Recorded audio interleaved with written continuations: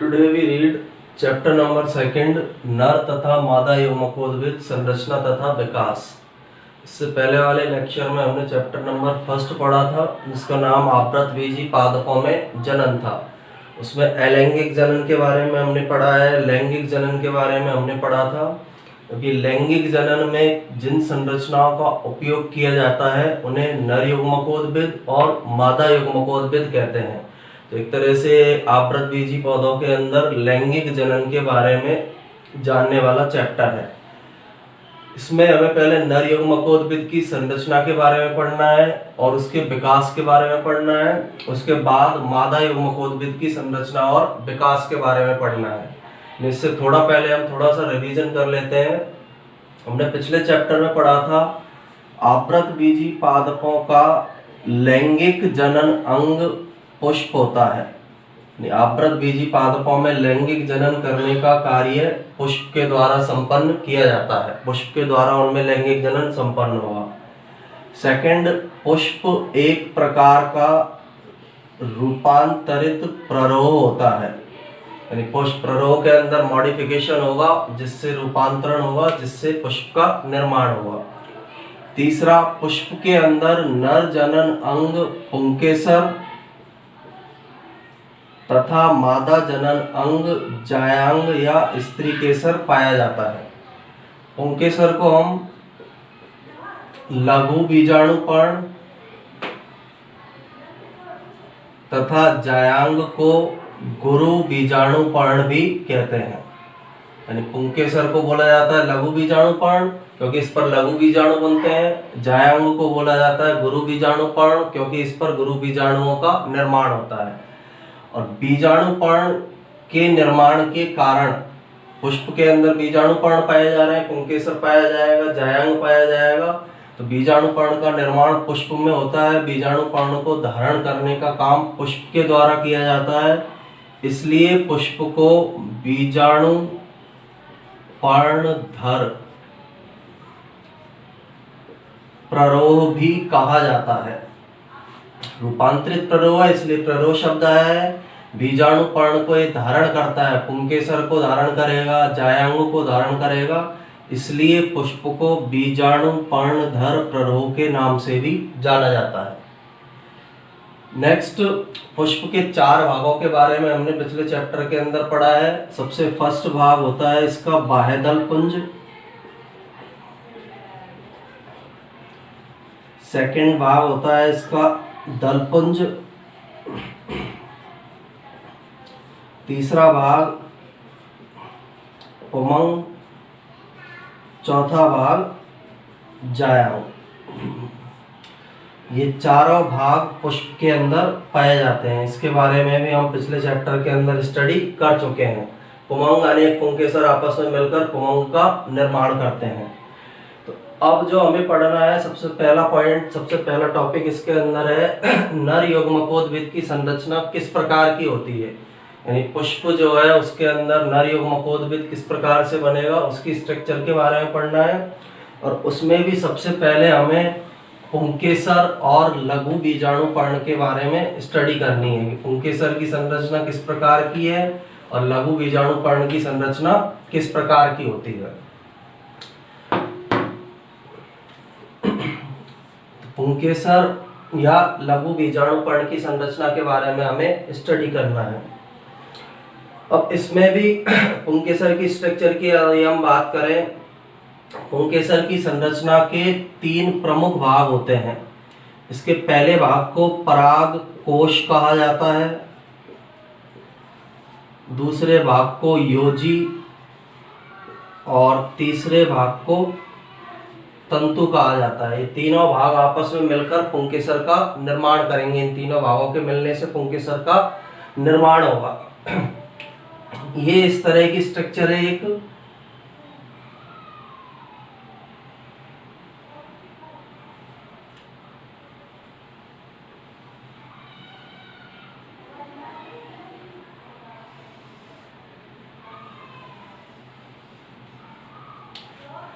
ये जो स्ट्रक्चर हमें दिखाई दे रही है ये पराग कोश है। सेकंड, ये जो संरचना दिखाई दे रही है ये तंतु है और पराग कोश की दोनों पालियों को जोड़ने वाली जो संरचना है उसे योजी के नाम से जाना जाता है। ये पराग कोश की दो पालियां हैं, इन दोनों को आपस में जोड़ने वाली जो स्ट्रक्चर है उसे योजी कहा जाता है। तो इस स्ट्रक्चर को योजी के नाम से जाना जाता है।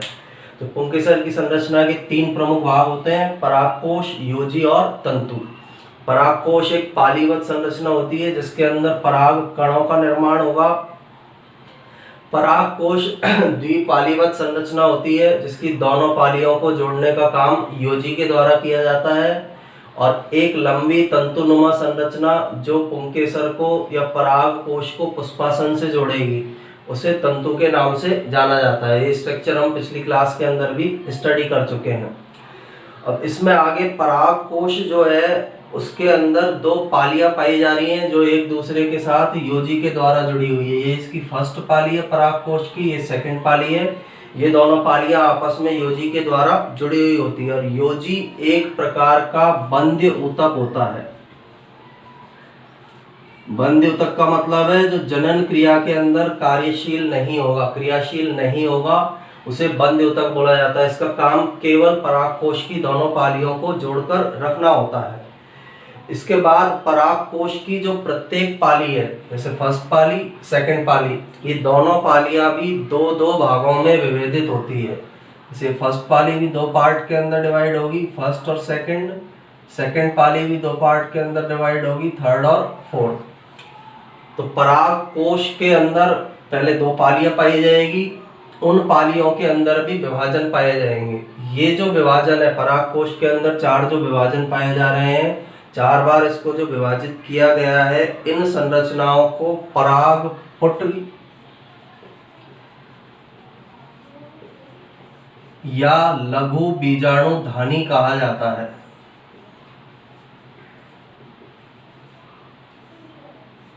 परागकोश है, परागकोश द्विपालीवत संरचना है। पहली स्ट्रक्चर हमारी ये थी, ये परागकोश, ये द्विपालीवत संरचना, इसकी दो पालियां। इन दोनों पालियों का भी आगे विभाजन हुआ, ये पाली भी दो भाग में विभाजित, ये पाली भी दो भागों में विभाजित हुई। तो इनके विभाजन से जो स्ट्रक्चर बनेगी उसे परागपुट या लघु बीजाणुधानी कहा जाता है। इस तरह से एक परागकोश के अंदर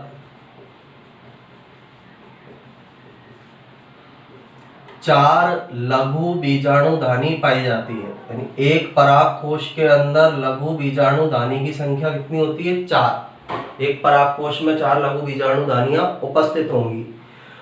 द्विपालीवत परागकोश के अंदर चार लघु बीजाणुधानी होगी, दो पालियां है ना इसकी, इसलिए इसके अंदर लघु बीजाणुधानियों की संख्या हो गई चार। लेकिन मालवेशी जो कुल है उसके पौधों में परागकोश एक पालीवत होता है। मालवेशी कुल के पौधों में परागकोश एक पाली में बटा हुआ पाया जाता है, इसलिए इसके अंदर जो लघु बीजाणुधानियों की संख्या होगी वो होगी केवल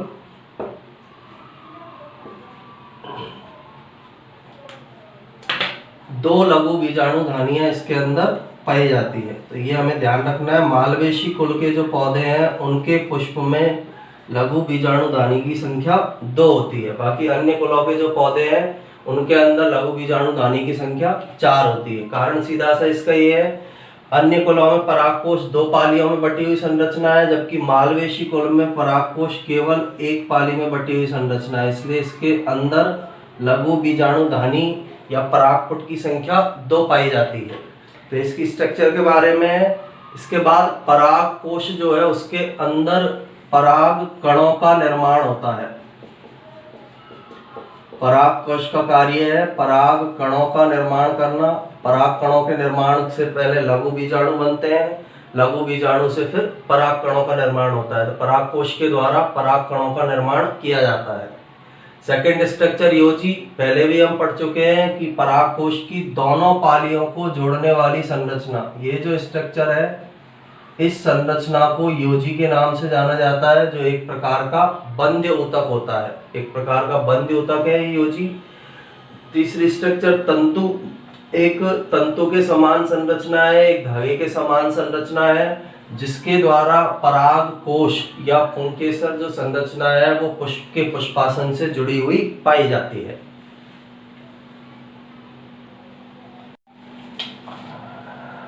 नेक्स्ट, परागकोश जो है उसका विकास किस तरह से संपन्न होगा या परागकोश का परिवर्धन किस प्रकार से संपन्न होगा। तो सबसे पहले परागकोश के जो विकास है उसका एक प्रकार होता है जिसे सुबीजाणुधानीय प्रकार का परिवर्धन बोला जाता है। सुबीजाणुधानीय प्रकार का परिवर्धन या फिर इसे यूस्पोरेंजिएट प्रकार का परिवर्धन बोला जाता है। इस प्रकार के अंदर होता क्या है, जब परागकोश का परिवर्धन एक से अधिक बीजाणुधानीय प्रारंभिकाओं से होगा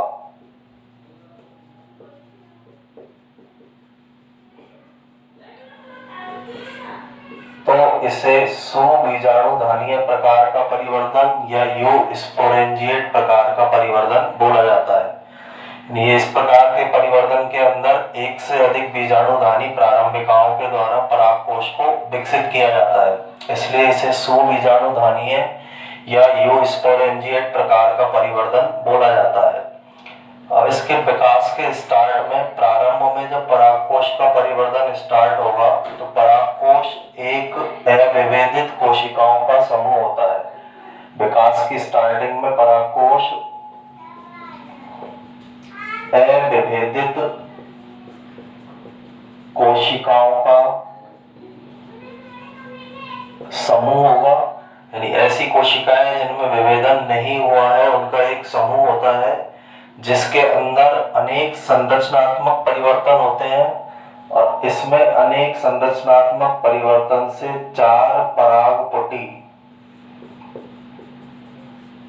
या लघु बीजाणुधानी बनती है। यानी पहले एक कोशिकाओं का समूह है, इसमें संरचनात्मक परिवर्तन होंगे, इसमें संरचनात्मक परिवर्तन से 4 परागपुटी या 4 लघु बीजाणुधानी का निर्माण होगा। इसके बाद प्रत्येक जो परागपुटी है या लघु बीजाणुधानी है उसकी कुछ कोशिकाएं, जैसे परागपुटी है, इसकी कुछ सेल्स विभाजित होकर पैप्रसु कोशिकाएं बनाती हैं। जैसे सिंगल ये हमने परागपुटी ली है, इसके अंदर जो सेल्स पाई जा रही है इनमें से कुछ सेल्स के द्वारा पैप्रसु कोशिकाओं का निर्माण किया जाता है। इन पैप्रसु कोशिकाओं को आर्कियोस्पाइरल सेल्स के नाम से भी जाना जाता है। इन पैप्रसु कोशिकाओं को आर्कियोस्पाइरल सेल्स के नाम से भी जानते हैं। इसके बाद इन पैप्रसु सेल्स में विभाजन से 2 प्रकार की कोशिकाओं के समूह बनते हैं। पहले समूह को हम प्राथमिक भित्तीय कोशिका बोलते हैं।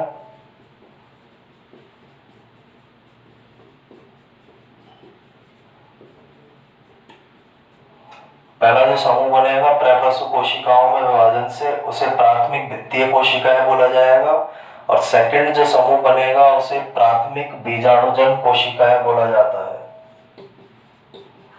प्राथमिक बीजाणुजन सेल्स या कोशिकाएं, यानी पैप्रसु कोशिकाओं में विभाजन हुआ, 2 प्रकार की कोशिकाओं के समूह बने इनसे, जिन्हें प्राथमिक भित्तीय कोशिकाएं और दूसरे वाले समूह को प्राथमिक बीजाणुजन कोशिकाओं के नाम से जाना जाता है। इनमें से प्राथमिक भित्तीय कोशिकाएं परागकोश की भित्ति का निर्माण करती है। परागकोश के चारों ओर जो आवरण पाया जाता है उसे परागकोश भित्ति कहते हैं। तो उन परागकोश भित्ति का निर्माण प्राथमिक भित्तीय कोशिकाओं के द्वारा किया जाता है, जबकि प्राथमिक बीजाणुजन कोशिकाओं के द्वारा या तो सीधे ही लघु बीजाणु कोशिकाएं बनाई जाती हैं, या फिर ये दूसरे तरीके में पहले बीजाणुजन कोशिकाएं बनाती हैं और बीजाणुजन कोशिकाएं जो है वो लघु बीजाणु मात्र कोशिका का काम करती है और उनसे लघु बीजाणुओं का निर्माण होता है। दो तरीके हो सकते हैं। प्राथमिक बीजाणुजन कोशिकाओं में पहले लघु बीजाणु मात्र कोशिका बन जाएगी सीधे ही, या फिर इनके द्वारा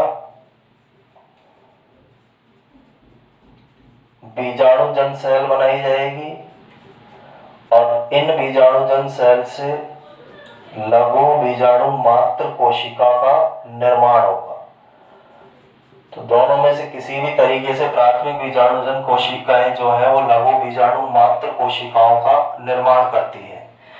बीजाणुजन कोशिकाएं, लघु बीजाणु मात्र कोशिका, इनसे आगे जाकर फिर लघु बीजाणुओं का निर्माण होगा। तो पूरा परागकोश का परिवर्तन है कि परागकोश का विकास किस तरह से संपन्न होगा। स्टार्टिंग से एक बार फिर से समझते हैं इसको। परागकोश का परिवर्तन एक से अधिक बीजाणुधान्य प्रारंभिक कोशिकाओं के द्वारा संपन्न होता है, इसलिए इसे सुबीजाणुधानीय प्रकार का परिवर्तन या यूस्पोरेंजिएट प्रकार का परिवर्तन कहते हैं। सेकंड, इसके विकास के प्रारंभ में परागकोश अविभेदित कोशिकाओं का समूह होता है, जिनमें से कुछ कोशिकाएं संरचनात्मक रूप से परिवर्तित होकर चार परागपुटी या लघु बीजाणुधानी बनाती है। इसके बाद प्रत्येक परागपुटी या लघु बीजाणुधानी की कुछ कोशिकाएं प्रसु कोशिकाओं का और की स्पोरियल कोशिकाओं का निर्माण करेंगी। इन प्रसु कोशिकाओं में विभाजन से दो प्रकार की कोशिकाएं बनती हैं। प्राथमिक भित्तीय कोशिकाएं जो आगे जाकर परागकोश भित्ति का निर्माण करेगी। दूसरी वाली कोशिकाएं बनती है प्राथमिक बीजाणुजन कोशिकाएं, जिनसे या तो डायरेक्ट लघु बीजाणु मात्र कोशिका बनेगी या फिर पहले बीजाणुजन कोशिका बनती है, उससे लघु बीजाणु मात्र कोशिका बनती है। और इन दोनों ही प्रकार की सेल से लास्ट में लघु बीजाणुओं का निर्माण किया जाता है। तो परागकोश के विकास की क्रिया है कि परागकोश का विकास पौधे के अंदर या पुष्प के अंदर किस प्रकार से संपन्न होता है।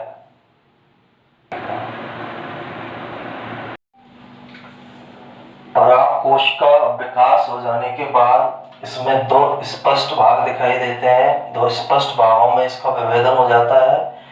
पहले भाग को परागकोश भित्ति बोला जाता है, जबकि दूसरे भाग को बीजाणुजन कोशिकाओं के नाम से जाना जाता है। परागकोश भित्ति का निर्माण प्राथमिक भित्तीय कोशिका से होगा, जबकि बीजाणुजन जो कोशिकाएं हैं उनका निर्माण प्राथमिक बीजाणुजन कोशिकाओं से होता है। परागकोश भित्ति की यदि हम अनुप्रस्थ काट कर देखें तो उसके अंदर हमें चार स्तर दिखाई देते हैं। सबसे बाहर वाला स्तर बाह्य त्वचा, उसके अंदर वाला स्तर एंडोथीसियम, उसके अंदर वाला स्तर मध्य परतें और सबसे आंतरिक स्तर टैपिटम होता है। अब इसमें सबसे पहला स्तर परागकोश भित्ति यानी चार स्तरों में विभेदित है। बाह्य त्वचा, एंडोथीसियम, मध्य परतें और टैपिटम, इन चार स्तरों के अंदर इसका विभाजन होगा। सबसे फर्स्ट स्तर जो बाह्य त्वचा है, यह है परागकोश की भित्ति का सबसे बाहरी स्तर है। सबसे बाहर की ओर जो स्तर पाया जा रहा है परागकोश भित्ति में, उसे बाह्य त्वचा के नाम से जाना जाता है। केवल सिंगल लेयर होता है, एकल स्तर है, केवल एक लेयर इसकी पाई जाएगी और इसका काम परागकोश की सुरक्षा करना होता है। यानी बाह्य त्वचा के द्वारा परागकोश की सुरक्षा की जाती है। तो सबसे बाहर वाला स्तर बाह्य त्वचा कहलाता है। सिंगल लेयर होता है, एकल सेल होता है और परागकोश की सुरक्षा इसके द्वारा की जाती है और इसकी कोशिकाएं लंबी और चपटी होती हैं। बाह्य त्वचा की कोशिकाएं लंबी तथा चपटी पाई जाती है। इसके बाद परागकोश भित्ति के सेकंड स्तर को एंडोथीसियम बोला जाता है, जिसकी कोशिकाएं मोटी होती हैं एंडोथीसियम जो स्तर है उसकी सेल्स मोटी पाई जाएगी और इन कोशिकाओं के मोटी कोशिकाओं की जो भित्तियां हैं इन पर अल्फा सेल्यूलोज जमा हुआ होता है। यानी ये एंडोथीसियम की सेल है तो इन सेल्स के ऊपर एक पदार्थ का जमाव पाया जाता है। इस जमे हुए पदार्थ को अल्फा सेल्यूलोज बोला जाता है। तो इसकी कोशिकाएं जो मोटी कोशिकाएं पाई जा रही हैं उनके ऊपर अल्फा सेल्यूलोज का जमाव पाया जाएगा और इस अल्फा सेल्यूलोज के जमाव के कारण इनकी कोशिकाओं पर रेशेदार पट्टी का निर्माण हो जाता है। सेकंड, एंडोथीसियम स्तर की जो कोशिकाएं हैं वो आर्द्रता ग्राही प्रकृति की होती है। इसकी सेल्स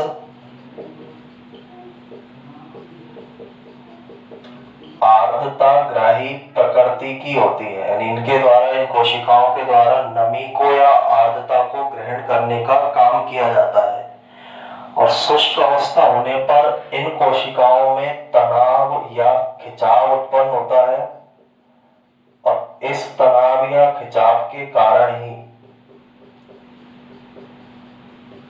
पराग कोश का स्फुटन होता है। तो एंडोथीसियम जो स्तर है एकल स्तर पाया जा रहा है, ये भी एकल स्तर है, सिंगल लेयर होगा, एकल मोटी कोशिकाओं से बना हुआ स्तर होगा। इन कोशिकाओं की भित्ति पर अल्फा सेल्यूलोज जमा हुआ होता है। अल्फा सेल्यूलोज जमा होने के कारण पट्टियों का निर्माण हो जाता है।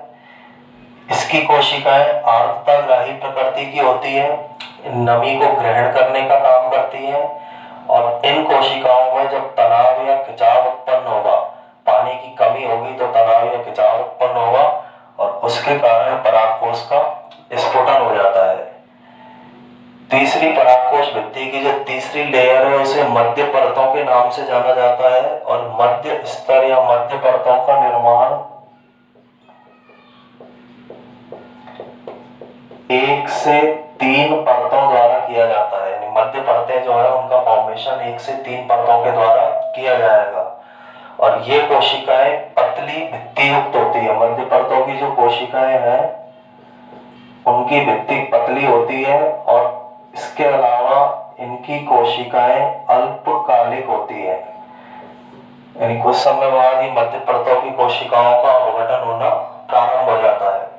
तो मध्य परतें 1 से 3 परतों द्वारा बनी हुई होती है। इसकी कोशिकाएं 1 से 3 परतों में व्यवस्थित होंगी, पतली भित्ति वाली कोशिकाएं होंगी।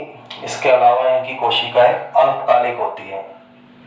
चौथा जो स्तर है इसका टैपिटम। तो टैपिटम जो स्तर है उसे हिंदी में पोषूतक भी बोला जाता है। इसके चौथे स्तर को पोषूतक के नाम से भी जाना जाता है। एक नाम है इसका टैपिटम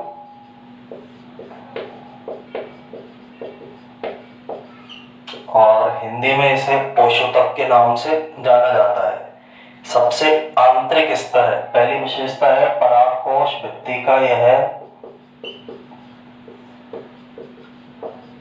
सबसे आंतरिक स्तर होता है, सबसे अंदर पाया जाने वाला स्तर होता है और बीजाणुजन जो कोशिकाएं हैं उनके चारों ओर एक परत के रूप में पाया जाता है। बीजाणुजन ऊतक या कोशिकाओं के चारों ओर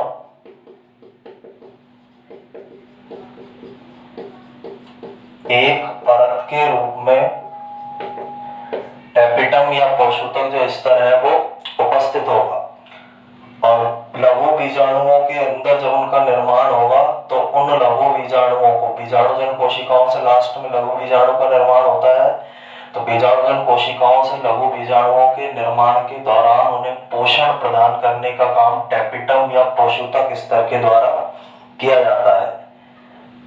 आवृतबीजी पौधों में 2 प्रकार की टैपिटम पाई जा सकती है। पहली प्रकार की टैपिटम को हम अमीबीय टैपिटम कहते हैं और दूसरी प्रकार की टैपिटम को ग्रंथिल या स्त्रावी टैपिटम कहा जाता है। आवृत बीजी जो पौधे हैं उनके अंदर दो प्रकार की टेपिटम मिलेगी। फर्स्ट वाली को अमीबीय टेपिटम और सेकंड वाली को ग्रंथिलिया स्त्रावी टेपिटम के नाम से उसे जाना जाता है। और अधिकांश जो द्विबीजपत्री पौधे हैं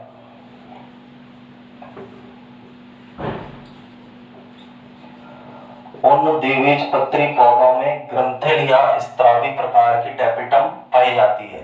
कुछ द्विबीजपत्री है जिनमें अमीबीय टेपिटम मिलेगी, लेकिन अधिकांश द्विबीजपत्री पौधे के अंदर ग्रंथिलिया स्त्रावी प्रकार की टेपिटम उपस्थित होगी। इसके बाद टेपिटम की कोशिकाएं जो है उनके अंदर टेपिटम की सेल्स या कोशिकाएं हैं, उनके अंदर कुछ बसीय प्रकृति की गोलाकार संरचनाएं मिलती है। बसीय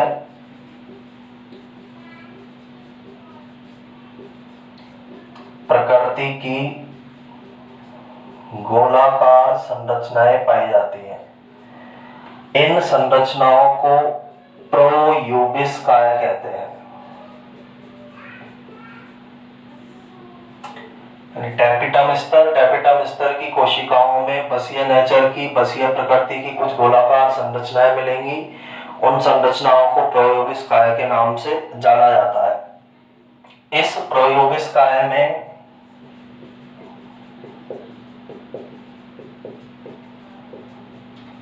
स्पोरोपोलेनिन पदार्थ का जमाव होने पर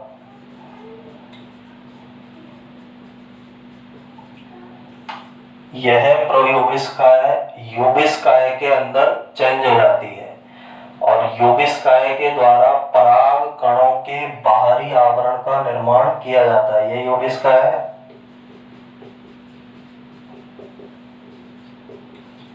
पराग कणों के बाहरी आवरण का निर्माण करती है। टेपिटम की कोशिकाओं के अंदर बसीय प्रकृति की कुछ गोलाकार संरचनाएं मिल रही हैं जिन्हें प्रोयूबिस्काय कहा जाता है। प्रोयूबिस्काय में जब स्पोरोपोलेनिन नामक पदार्थ जमा हो जाएगा तो बनने वाली संरचना यूबिस्काय कहलाती है और यूबिस्काय के द्वारा पराग कणों के बाहरी आवरण का निर्माण किया जाता है। पराग कणों के बाहरी आवरण के निर्माण में ये सहायता करेंगी। और टेपिटम का मेन काम होता है लघु बीजाणु या पराग कणों के विकास के दौरान उन्हें पोषण प्रदान करने का काम टेपिटम के द्वारा किया जाता है, इसीलिए इसे पोषूतक के नाम से भी जाना जाता है। एक बार फिर से स्टार्ट से बता देता हूँ। परागकोश भित्ति जो है उसके अंदर 4 लेयर पाई जा रही है। पहली का नाम है बाह्य त्वचा, दूसरी का नाम एंडोथीसियम, तीसरी जो लेयर है उसका नाम है मध्य परतें और चौथी लेयर का नाम है टेपिटम। बाह्य त्वचा एक सिंगल लेयर है, कोशिकाएं लंबी पाई जाती हैं, परागकोश को सुरक्षा देने का काम करेगी। एंडोथीसियम भी सिंगल लेयर है, इसके अंदर बड़े आकार की कोशिकाएं मिलती है जिनकी भित्ति पर अल्फा सेलुलोज पदार्थ जमा होता है। अल्फा सेलुलोज पदार्थ के कारण इनमें कुछ पट्टियों का निर्माण हो जाता है। इसकी कोशिकाएं आर्द्रताग्राही प्रकृति की होती हैं और पानी की कमी होने पर इन कोशिकाओं में खिंचाव होगा जिसके कारण परागकोश का स्फुटन होगा।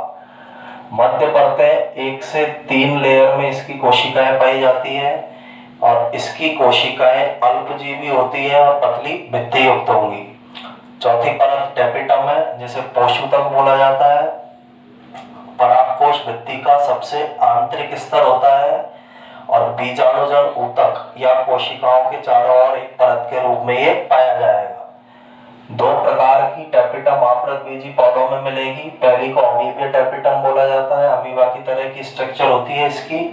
दूसरी ग्रंथिलिया स्त्रावी टेपिटम जो ग्रंथियों के समान अपना स्त्रवण स्त्रावित करती है और अधिकांश द्विबीजपत्री पौधों में ग्रंथिलिया स्त्रावी टेपिटम पाई जाती है।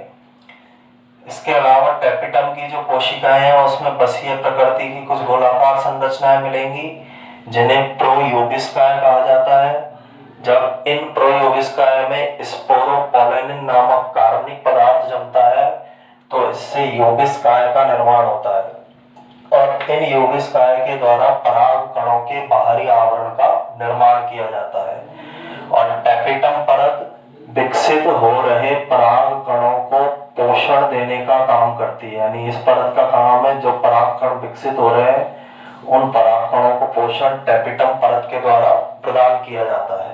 तो 4 लेयर है जिसके अंदर परागकोश भित्ति को हम डिवाइड करते हैं। सेकेंड स्ट्रक्चर परागकोश के विकास के बाद जो होती है वो है बीजाणुजन कोशिकाएं। तो बीजाणुजन कोशिकाएं लघु बीजाणु मात्र कोशिका का कार्य करेगी। इनके द्वारा लघु बीजाणु मात्र कोशिकाओं का कार्य किया जाता है और इन लघु बीजाणु मात्र कोशिकाओं से लघु बीजाणु बनते हैं जिनसे लास्ट में पराग कणों का निर्माण होगा। यानी बीजाणुजन कोशिकाएं भी लघु बीजाणु मात्र कोशिकाएं बनाती है, उनके समान कार्य करती है, उससे लघु बीजाणु बनते हैं और इन लघु बीजाणुओं से लास्ट में पराग कणों का निर्माण होगा। इनमें अर्धसूत्री विभाजन होता है। लघु बीजाणु मात्र कोशिकाओं में अर्धसूत्री विभाजन होगा और अर्धसूत्री विभाजन से लघु बीजाणु और लघु बीजाणुओं से पराग कणों का